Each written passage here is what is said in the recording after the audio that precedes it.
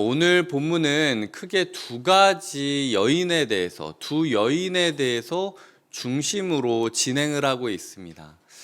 두 여인은 한 여인을 보면 먼저 4장 1절부터 7절까지는 선지자 제자들의 아내 중에 한 여인이었다라고 이야기를 하고 있습니다. 소위 말해서 엘리사랑 함께 사역을 하고 있었던 교회의 교역자 중 한 가정이었던 거죠. 어려운 시대에서 사역을 하다가 이 선지자가 세상을 떠나게 됩니다.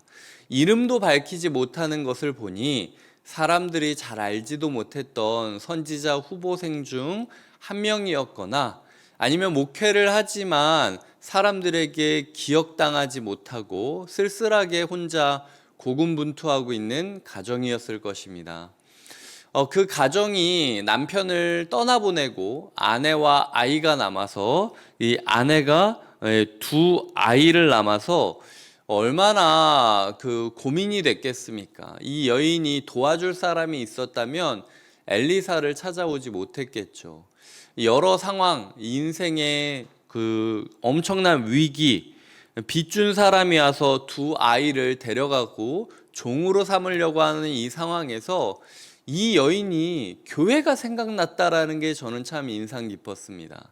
사람이 어려울 때 생각나는 사람이 진짜 나를 사랑해 주는 곳이에요. 내가 괜찮기 때문에 나오는 곳. 예전에 제가 청년들과 지냈을 때 청년들 중에서 취직 준비하려고 그러면은 1년 잠수. 취직되면은 다시 나와서 자기 이제 어떤 직장 다닌다고 소개하고, 그리고 갑자기 부모님과의 관계에서 어떤 일이 나오면 또 2년 잠수. 그러다가 이제 괜찮으면은 또 다시 나와서 목사님 저 다시 나왔어요 라고 이야기하는 경우를 제가 왕왕 볼 때가 있었거든요. 힘들기 때문에 교회를 찾는 게 아니라 힘들면 교회에 있기 부담스럽다는 거예요. 다 막 직장, 다 유학파 막 이러는데 나는 지금 힘들고 있는 게 더 처량하기 때문에 그냥 예배만 드리고 해결되면 제가 나올게요 라고 이야기하는 친구들을 제가 본 적이 많이 있습니다. 그런데 이 여인은 진짜 힘들 때 교회를 찾았다는 것, 저는 교회가 이래야 된다고 생각해요. 사람이 힘들 때 교회를 찾아야지, 내가 힘든 걸 보여주기 싫다고 교회에서 숨는다? 이거는 현대교회의 슬픈 모습입니다. 어쩌면은 네 일은 네가 알아서 하는 거지라는 그 개인주의의 영향으로 우리가 교회에서까지도 기댈 곳을 찾지 못하고 죄책감을 갖고 있는 게 우리의 모습일 수 있어요. 결국은 이런 문제 가운데 교회를 찾아온 이에게 엘리사가 어떤 솔루션을 주느냐, 지난번에 쓴물을 단물로 바꿨던 것처럼 엘리사가 이야기를 하죠. 그릇을 가져와라. 그리고 그 그릇을 그냥 이야기하는 게 아니라 모든 이웃에게 그릇을 빌리라 라고 이야기를 합니다.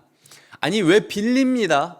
아니 왜 빌립니까? 가뜩이나 힘들어 죽겠는데 사람들을 찾아가 가지고 사정사정하는 게, 나도 내 문제로 힘드는데 관계를 맺고 그냥 주세요, 엘리사가 달라 그랬습니다, 이렇게 얘기할 수 없지 않습니까? 사정을 얘기하고 제가 이렇게 어려웠는데 엘리사가 그릇을 빌리면 될 거라고, 나도 이게 무슨 말인지 모르겠어요. 근데 빌리래요. 저 좀 도와주시면 안 돼요? 그 어려운 상황 가운데서도 그 여인이 만약 자기 지인 중에 부자가 많이 있었으면 엘리사 찾아왔겠습니까?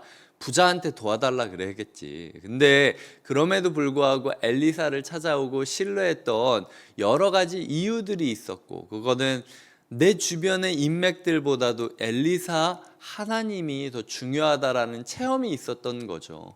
비록 나의 남편은 목회가 잘 안 되고 세상을 혼자 쓸쓸히 떠나갔지만 그럼에도 불구하고 엘리사를 중심으로 한 인간관계가 전부였는데, 사람들 만나서 관계 형성하고 그릇 빌리는 거 쉽지 않았을 겁니다. 물론 사람들 우리의 생각보다는 쉬워요. 요즘 우리는 옆집에 벨만 눌러도 막 자기 집에 뭐 그 해를 끼치는 거 아닌가 경계하는데, 그 당시는 마을 사람들에게 뭐 도와달라 그러면 호의를 가지고 도와주는 게 자랑거리가 되는 시대이기도 했습니다. 온 마을의 축제가 된 거예요. 온 마을의 그릇 자랑이 된 겁니다. 하나님은 이렇게 역사하신다라는 거예요. 하나님은요, 어제 본문도 보시면은요, 이 승리를 주시겠다라고 하고 물이 나올 거라고 합니다. 물이 어떻게 나오죠? 개천을 파라고 해요. 이 개천이라는 단어를 어제 제가 계속 이렇게 묵상하고 찾아봤는데, 이 중동 사막 지방에서는 물구덩이를 미리 판답니다. 그러면은 비가 오면 거기에 이제 식수가 차는 거죠. 그걸로 먹는 거예요. 근데 지금 승리를 달라고 하니까 7일 동안 굶은 사람들에게, 물 못 마신 사람에게 구덩이를 파라. 이미 하나님이 주실 걸 믿고 최대한 구덩이를 많이 파라. 그 판 구덩이만큼 너희가 살 거다.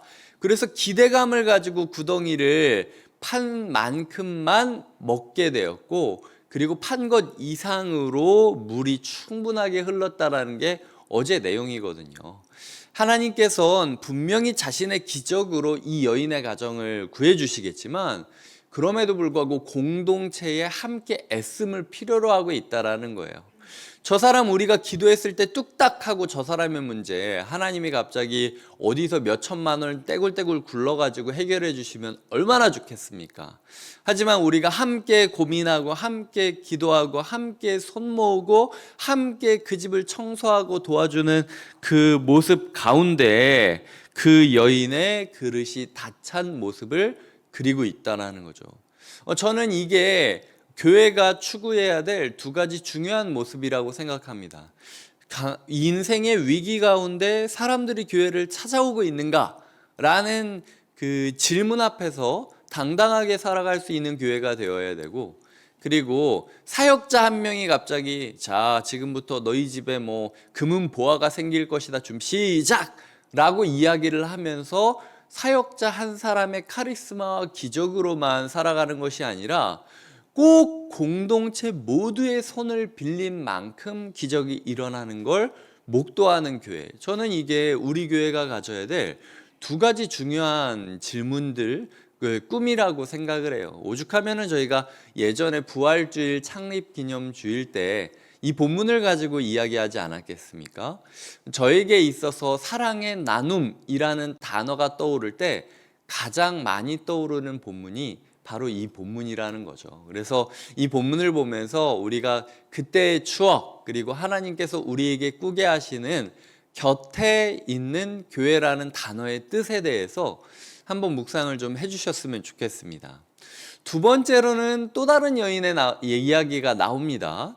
정말 못 사는 극빈층의 이야기도 나왔지만 정말 잘 사는 여인에게도 문제가 있었다라는 거예요. 그래서 교회란 어떤 곳인가, 정말 어렵게 보이는 사람들도 있어야 되지만 정말 잘 사는 것처럼 보이는 여인도 함께 있어야 된다라는 거죠. 엘리사 주위에는 수넴 여인도 있었습니다. 수넴 여인은 어떤 사람이냐면 8절에 보면 거기에 한 귀한 여인이 있었다라고 이야기를 하고 있죠. 자, 그리고 이 귀한 여인의 남편은 나이가 든 남편이었습니다. 그래서 여인과 남편, 귀한 여인이라는 걸 봤을 때 교회 안에서 생활 수준이 비슷하지 않으면은 오히려 좀 서로가 어색히 여기는데, 이 엘리사라는 하나님의 사람을 중심으로 해서는요, 재산이 얼마인지, 상황이 어떤지, 이 집은 애가 둘인데 나는 평생 애를 못 낳고 있어, 이런 상황이라 할지라도 전혀 거리낌 없이 공동체를 형성하고 교회를 형성할 수 있는 모습이었다라는 거죠. 엘리사가 예수 그리스도의 모습이라고 종종 이야기하지 않습니까? 예수 그리스도가 있다면 생활 수준이 다른 사람이라 할지라도, 아이의 유무라 할지라도 그럼에도 불구하고 상관없이 엘리사를 중심으로 교회를 형성할 수 있는 게 이때 당시의 선지자 공동체의 현재 모습이었다라는 거죠. 이 여인이 엘리사를 권합니다. 종교적으로 봤을 때 어지간하면 남편 살아있으면 남편이 찾아가 가지고 초대를 하는데, 이 집은 여인이 초대를 하고 있어요. 강권했다. 여기 보시면 그 간권하여 음식을 먹게 하였다라고 이야기를 하고 있다라는 거죠. 자, 근데 이 간권한 여인을 우리가 생각을 해볼 때는 이런 모습입니다. 남편은 교회에 안 다녀야 잘. 그리고 직장에서는 엄청 열심히 살아갑니다. 그러니까 남들에 비해서는 조금 성공한 거죠. 그런데 아내는 신앙생활을 열심히 하는 가정입니다. 뭐 이런 가정이 우리 교회에도 많이 있죠. 그런 모습을 그리고 있는 거예요.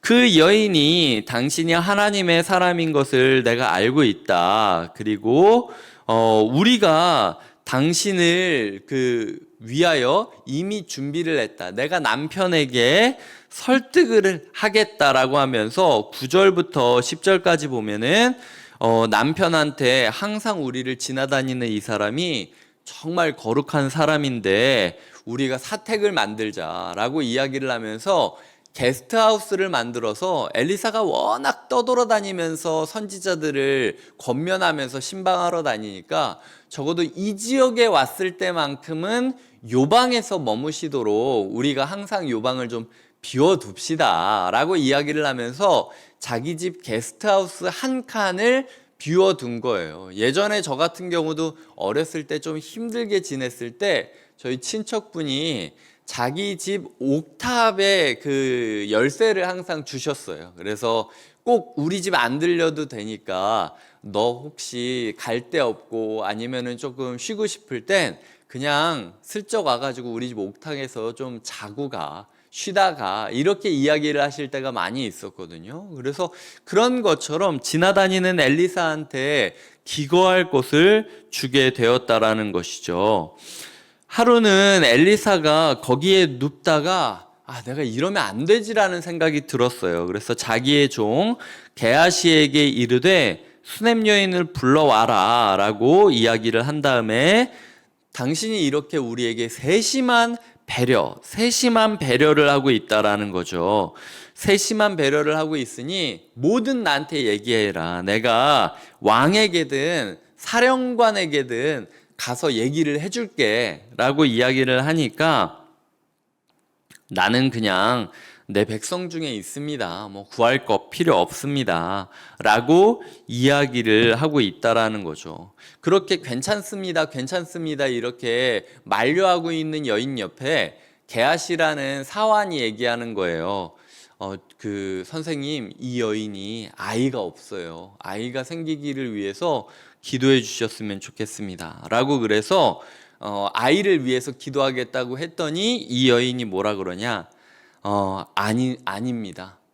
말도 안 되는 소리 하지 마세요. 내 주 하나님의 사람이요 당신의 계집종을 속이지 마옵소서. 저는 이제 끝났어요. 이 부분은 안 됩니다.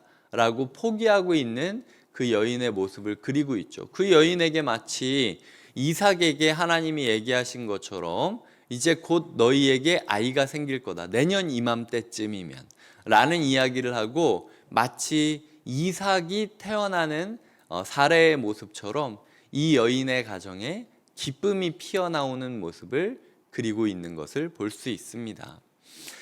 교회 가운데 아까 이야기했듯 어떤 생활 수준의 차이라 할지라도 예수 그리스도라는 이름 앞에서 한 공동체가 되고 그리고 서로가 서로에게 특히 하나님의 말씀을 듣기 위하여 서로가 서로에게 배려하고 존중하고 자기에게 무엇을 원하느냐라고 이야기를 했을 때 내가 인간한테 도움 구하려고 당신한테 호의를 베푸는 게 아니다. 그저 하나님께 그 도움을 구하고 싶고 하나님께 내 삶을 감사로 표현하고 싶기 때문에 배려하는 거다. 강권하다, 세심한 배려, 그리고 괜찮다. 나는 백성들과 함께 있는 거다. 그냥 특별해지고 싶은 마음 없다. 이걸로 만족한다. 그리고 그럼에도 불구하고 믿을 수 없을 정도로 놀라운 기쁨을 하나님께서 선물로 주시는 이야기. 이게 두 번째 여인에게 임한 교회의 모습이었다라는 것이죠. 이제 말씀을 맺겠습니다. 우리에게 교회란 어떤 곳입니까? 첫 번째 여인은 두 번째 여인과 달랐죠. 서로 다른 모습이었지만 그들에게 있어서 교회는 소중했습니다. 그 소중한 교회가 각자가 어떻게 간증이 되는지가 굉장히 중요한 부분이라는 것이죠. 하나님께서는 엘리사를 통하여 공동체를 형성하기를 원하셨습니다. 이 세워지는 공동체를 엘리사가 보며 하나님 나라의 꿈을 키웠듯 우리도 곁에 있는 교회 가운데 좌충우돌하지만 그럼에도 교회됨을 유지하려고 한 걸음 한 걸음씩 나아가는 것들을 보면서 하나님 나라의 꿈을 꾸면서 살아가시기를 주님의 이름으로 부탁드립니다. 기도하시겠습니다.